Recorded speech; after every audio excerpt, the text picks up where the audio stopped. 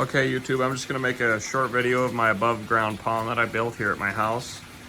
Go over a little bit of what I did and maybe give you some tips on making one yourself, and maybe this will make it a little bit easier for you. Anyway, the overall pond dimensions, it's 93 by 40 by 45, so it comes out to about 725 gallons, 24 gallons.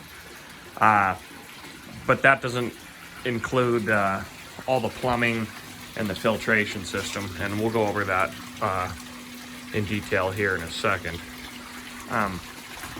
So anyway, the main structure is made out of 4x6 redwoods, and they are lapped over each other here on the joints, and then they're leg bolted through, and then there's legs through each one of these verticals here, staggering to build a nice foundation.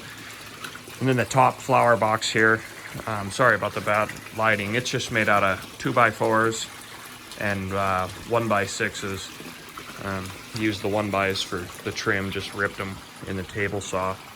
And then these plants up here, again, sorry for the bad lighting, but they're all fake. We live in Montana, so it's not worth the headache to plant live plants and just have them go to waste. So I just thought we'd just make a artificial flower box on the top, so that gravel there on the top's only about 1.5 inches deep, if that. So for the liner, it's got a 45 mil EPDM Firestone liner in it. For the filtration, it's a little bit cloudy right now because I just got done building this filter setup for it here, and it's got some lava rock and pea gravel on the bottom. So it's a little dusty in there, but anyhow, back to the plumbing.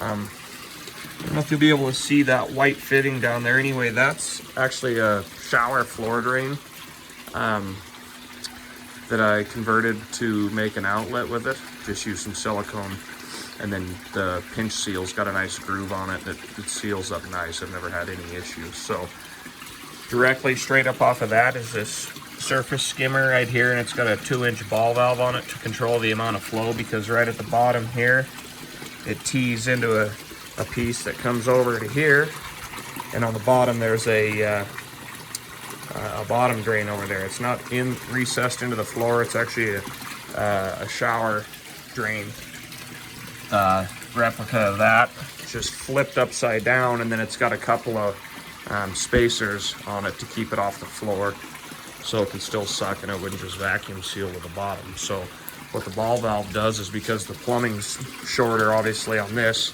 the path of least resistance is for all the water to just roar right down that and not suck off the bottom. So I got that ball valve there shut just a touch in order to choke the flow down there a little bit. So once it goes through the plumbing on both ends, it runs down. It comes, let's see if I can get some light here, comes out of the pond underneath this little subfloor that I built here, and goes into this cabinet right here. I drilled through the brick, and underneath this cover the pump is inside there. And then the pump's pre-filter right now, just because of the way I had it set up before. It kind of screwed me for this filter system that I built now. I originally had a UV bio pressure filter on it, and I remember watching a video of some guy online saying that they were a joke, and I should have taken his word for it, because they really are. They're no good for long term.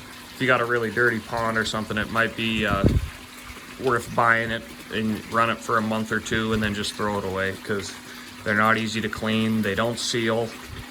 You know, like with this pump that I got on here, it's a 3,100 gallon per hour pump. You know, when you try and push it through that canister filter like that, it either, if you have it pressurized, it either leaks around the seal, and if you got the pump behind it, it'll suck air through the seal. So I was done screwing around with that and ended up building this filter system here. So this is a 55 gallon food grade drum that I got at a Tractor Supply store here locally.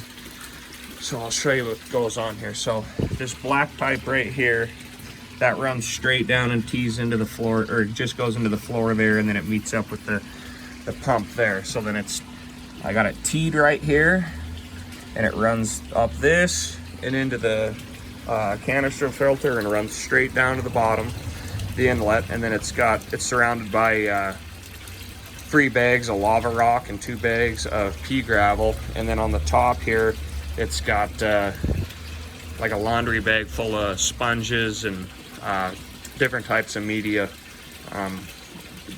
that'll attract the bacteria and whatnot. So anyway, right now this is actually running without a valve on it right here. It's just, I've got the plumbing and everything just right to where it's running just on its own. So once this guy here goes up into the waterfall, there's a manifold in there, and then it goes to 4-inch plumbing there. So there's a little bit of head pressure up here, and then it drops down like this. And then if you look underneath there where that slow little trickle's at right there, there's a 1.25 inch ball valve. I'll see if I can get you to see that. If you can see that or not. Up in there though, anyhow. There's a 1.25 inch ball valve there where I can control the amount of water that comes out of these 2 overflows here. You know, and then by doing that, I can adjust the amount of water that comes out of here or in there, all from that 1 ball valve. So any of the water that's coming out of those 2 spouts right now is just bypassing the filter. This water here is the filtered water. That's just getting bypassed right there at the T. It splits off there, and it goes wherever it wants to. So anything coming out of there is not filtered. Anything going through here is filtered. And that's a really good amount of flow of filtered water all the time. And being that it's, you know, 800 gallons or so, I got plenty of filtration. And then I wired in a couple of lights here. And they're just on an on-off switch right over here. Ran in some conduit there. But yeah, so anyhow, if you guys have any questions, let me know. I'll give you a little close-up of the skimmer working there for you. If you don't have a ball valve on a skimmer like this set up like mine, it'll either do one of 2 things. It'll, depending on if, say I would have ran 1-inch plumbing here and left that 2, I probably could have got away without having a ball valve, but I didn't do it that way. So I put a ball valve on it so I had complete control of it. But anyway, I'll see if I can get some food out for you and show you the fish that are in here right now. I think there's 8 or 10. There's a couple little koi and the rest are goldfish. So here, I'll see if I can get them to come up here for you.